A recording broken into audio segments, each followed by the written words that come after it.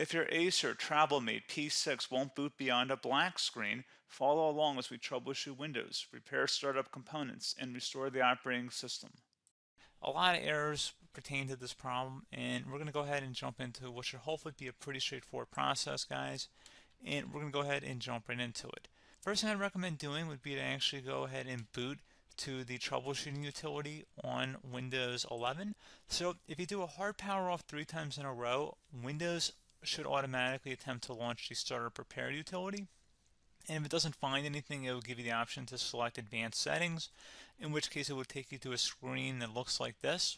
Now, if it does not take you to a screen that looks like this, or you're unable to get to that, you can also download the Windows 10 Media Creation Utility, or Windows 11. They probably will make a creation utility for Windows 11 at some point. And it doesn't really matter, you can actually run the Windows 10 utility on Windows 11 as far as I'm aware. And you should be able to run the troubleshooting utilities built in within it. So you just would go ahead and download it to an ISO file and then burn it to a DVD or USB. It'd have to be about 4 gigabytes or more. It couldn't be a small USB flash drive, and it couldn't be a CD. It'd have to be a DVD. And then you'd boot your computer from it. So depending on the computer manufacturer, you'd have to tap a different key on your keyboard in order to launch that menu, in order to select what boot drive you want to go off of. So it could be anything between the escape key, F2, F8, F12, for example, and those are the function keys on the top of your keyboard. So you may have to just do a little bit of trial and error. Shouldn't take you more than a couple minutes. Googling it would probably be best before you even begin. But anyway, we're ready to go ahead and jump right into it. So we're on the choose an option page. So these will look very similar whether you're booting from it directly within Windows itself, or if you're plugged in a USB flash drive with the media creation utility installed and you selected the recovery option. So when you are setting up your Windows 11 installation or Windows 10, depending on the drive you're using, there should be an option to repair your computer in the bottom left corner of the dialog window, one of the first screens that comes up. You go ahead and select that, and then it would take you to a troubleshooting screen like you see here. And you want to go ahead and select troubleshoot, reset your PC, or see advanced options. And then there are going to be a whole bunch of options in here that we're going to explore in today's video. The first one, we're going to actually go underneath advanced options and then select startup prepare, fix problems that keep Windows from loading. So go ahead and select that first.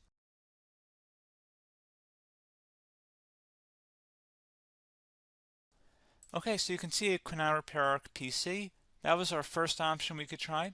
Something else, if we go back into advanced options here and then select troubleshoot, we're going to go underneath advanced options again. You can go ahead and actually access safe mode by selecting startup settings. And then if you select the restart button, you have the option on the screen select safe mode with networking, which will give you a key on the screen. It'll tell you which key to press to enter that. I believe it's the F7 key. It'll do that for you. I'm not going to go over that in today's tutorial because I don't really want to go into safe mode, but you're more than welcome to attempt that by going into here and then selecting restart. Again, it'll launch another screen. It'll say what key do you want to press, and it'll give you like 7 or 8 different options, and you want to select safe mode with networking. There's also an option for a command prompt too, but that's going to be something we're going to cover later in this video, and we don't even have to go through that in order to access it. So that's why I'm not going to really push for that, because unless you know exactly what's causing the problem, you probably don't need to go into safe mode. Unless you're trying to recover files, in which case then you definitely can go into safe mode, but we're trying to actually recover our computer here. So I hope that makes sense.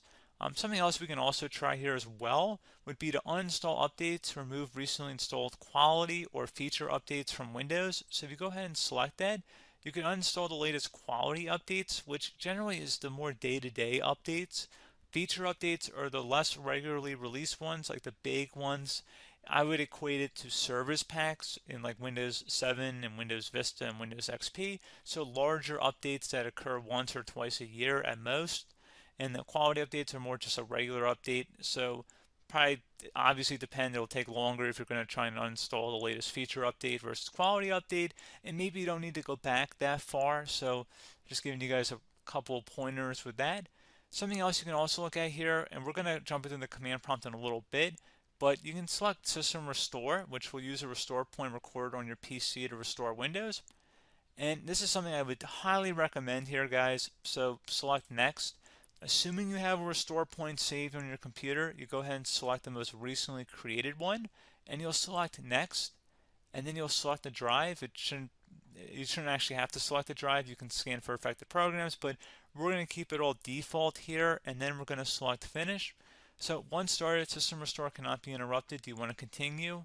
I think we're going to select yes. I don't think we have anything better to do on our computer right now, so just give it a moment here to initialize. It will take a couple minutes to run, obviously depending on how large your hard drive is and how much is saved on the system restore point. So just give it a couple minutes here.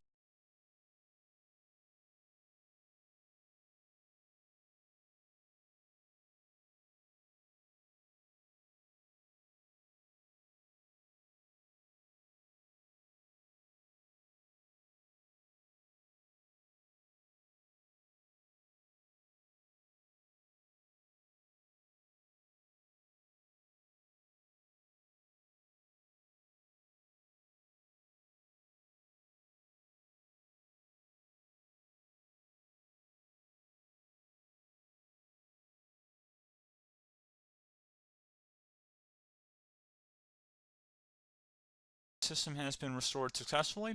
We're going to go over a couple different methods in addition to that if that did not work. So I'm just going to pause the video and we're going to start back on the recovery screen that we started with. Okay, so a couple other things we can try here too. If you go back into troubleshoot, you can select reset your PC, let you choose to keep or remove your personal files and then reinstalls Windows. You can select to keep my files, which will remove apps and settings but keeps your personal files. You can also select remove everything, which will remove all of your personal files, apps, and settings. So this is more of a factory reset, the second option here. First option, it should not delete all of your personal files. However, it will pretty much clear most of your programs, and keep in mind, there's no guarantee that your information, number one, is even still available and easily recoverable on your computer to the point that you actually would be able to recover anything. And the second point is that there's always a chance that it won't actually recover and it will just do a factory reset anyway. So there's no guarantee that actually would keep your files anyway. So I would recommend trying to get a recovery tool and backing that up first before selecting it anyway.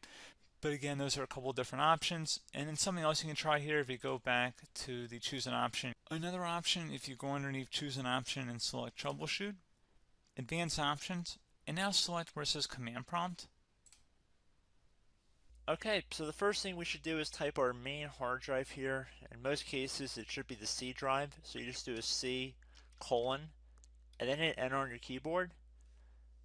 So once you're underneath the C drive, we're going to type in dir and then hit enter on your keyboard. It should have program files, users, and Windows all in there. That's how you know you're in the right directory.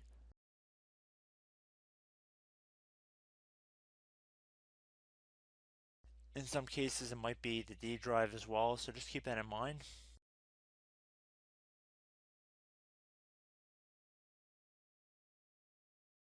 Next thing we're going to do is type in cd space / Windows / system 32 / config,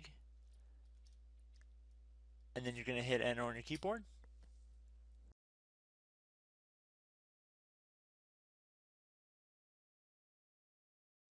So now you're going to type md space backup. If you've seen other tutorials, it might also say to put down md backup. That's because the backup name is pretty common when you want to back something up. So you can name this whatever you want, doesn't have to be backup. So if you've already made a backup folder in the past, you could do backup 1, for example. So once you're done setting the name you want the backup to be called, hit enter on your keyboard again.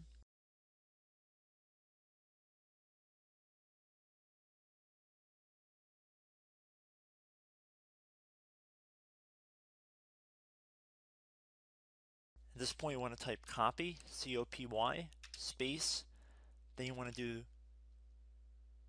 the star symbol above the 8 key, then do a period or a dot, whatever you want to call it, then another star sign, and then another space, and then type backup, and then hit enter on your keyboard.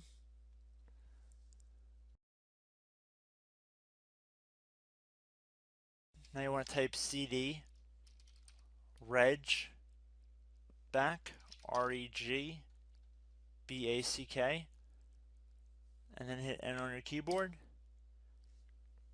So now that we are under the reg back, so now you want to type DIR again, and then hit enter.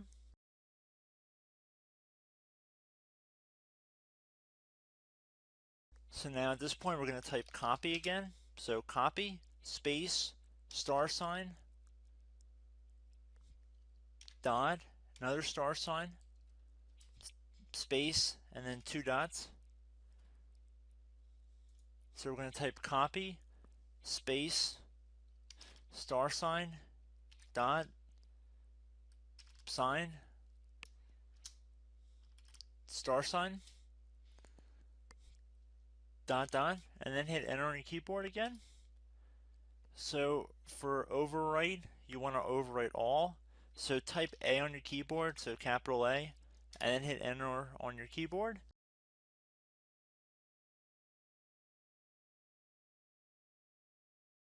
So at this point, you should be good to go. You can close out of the command prompt window, and if you accidentally continue to Windows 10, you should be all set.